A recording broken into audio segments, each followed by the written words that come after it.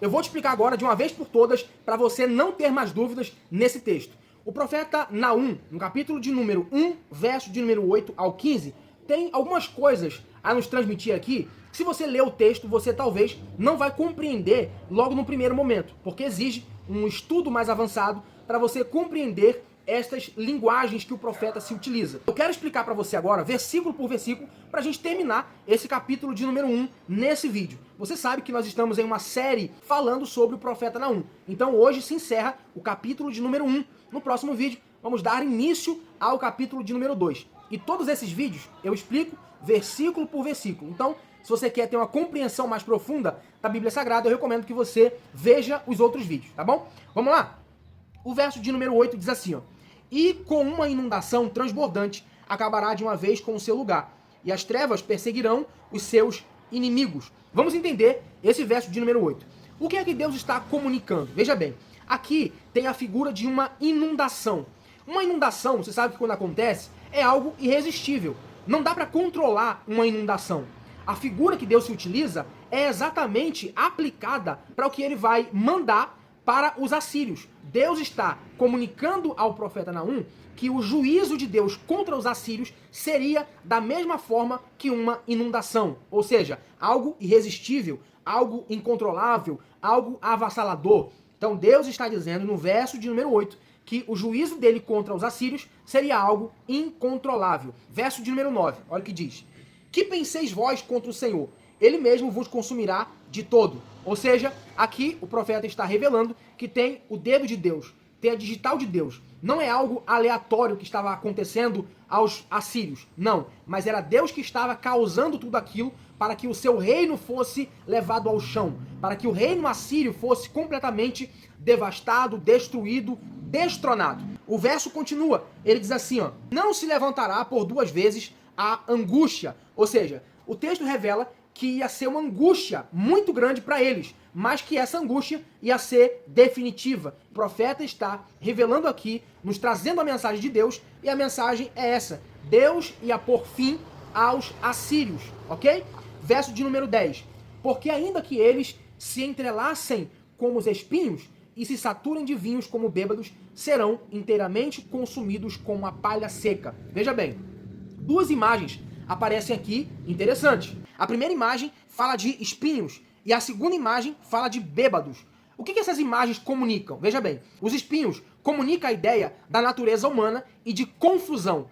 Essa questão dos bêbados comunica a ideia de fragilidade e instabilidade, porque algo ia acontecer que ia deixar o povo completamente instável, completamente desorientado, completamente confusos. O que causou toda essa instabilidade do povo que estava dentro das muralhas é que eles estavam vendo do lado de fora os exércitos babilônicos e também os medos cercando a cidade. Então isso causou muita instabilidade. Eles estavam como os bêbados. Eles estavam instáveis porque sabia que a qualquer momento ia acontecer alguma coisa. Ou o cerco ia ser tão demorado que eles iam morrer de fome, ou eles iam conseguir invadir a cidade de alguma forma. Então por isso que o texto revela essa instabilidade do povo assírio, tá? Então vamos lá. O verso de número 11 diz assim: "De ti saiu um que pensa mal contra o Senhor, e um conselheiro de Belial." O verso de número 11 está falando diretamente do rei da Assíria. Por quê?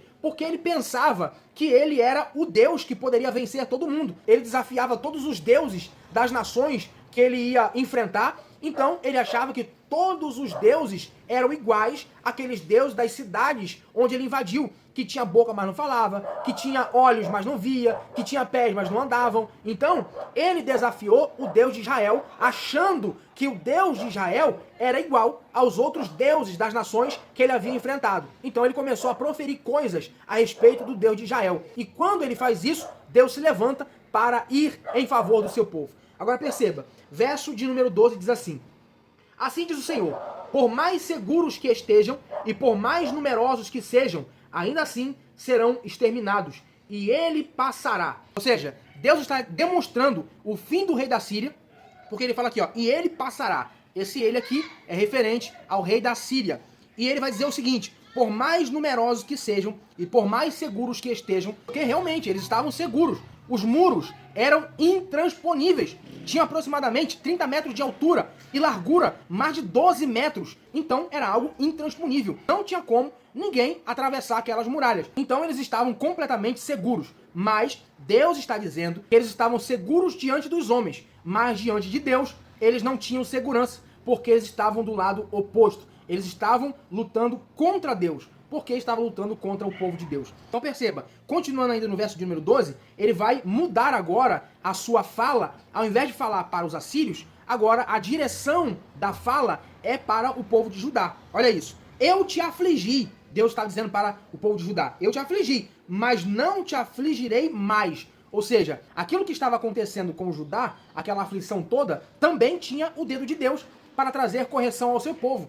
Mas Deus está dizendo que o fim chegou, o tempo acabou. Vocês já sofreram a correção, já aprenderam, então para vocês chegou o fim da correção e o início do juízo para os assírios. Agora vamos lá. O verso de número 13 diz assim: mas agora quebrarei o seu jugo de cima de ti e romperei os teus laços. Deus está dizendo que esse jugo que estava sobre eles, que eram os assírios, não estaria mais, porque Deus ia quebrar esse jugo. Os assírios seriam quebrados. Deus ia trazer juízo aos assírios e eles seriam livres desse jugo. Verso de número 14. Contra ti, porém, o Senhor deu ordem que mais ninguém do teu nome seja semeado. Deus está dizendo que a descendência dele seria exterminada. No verso 14, Deus está dizendo que o julgamento não será só um julgamento moral, mas também vai ser um julgamento religioso. No verso de número 15, para a gente encerrar, diz o seguinte: eis sobre os montes os pés dos que traz boas novas, dos que anunciam a paz.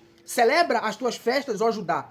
Cumpre os teus votos, porque o ímpio não tornará mais a passar por ti. Ele é inteiramente exterminado. Ou seja, de juízo à libertação. Deus comunica aqui o juízo contra Nínive, mas também comunica a libertação do seu povo. Deus está incentivando, através do profeta Naum, que Judá deveria cumprir os seus votos, que Judá deveria celebrar pela libertação que Deus traria a eles. Aquilo que lhe aprisionava, aquilo que lhe causava terror, aquilo que lhe causava medo, não ia mais entrar na sua cidade, porque Deus ia exterminar de uma vez por todas. Então, no capítulo de número 1, está completamente explicado, versículo por versículo. Eu espero que você tenha entendido esse texto, espero que você tenha compreendido todos esses versículos que eu expliquei. Se ficou alguma dúvida, deixa nos comentários e não se esqueça, eu vou continuar gravando os vídeos falando sobre o capítulo 2. Então, que Deus abençoe você, a sua casa, a sua família. Eu te espero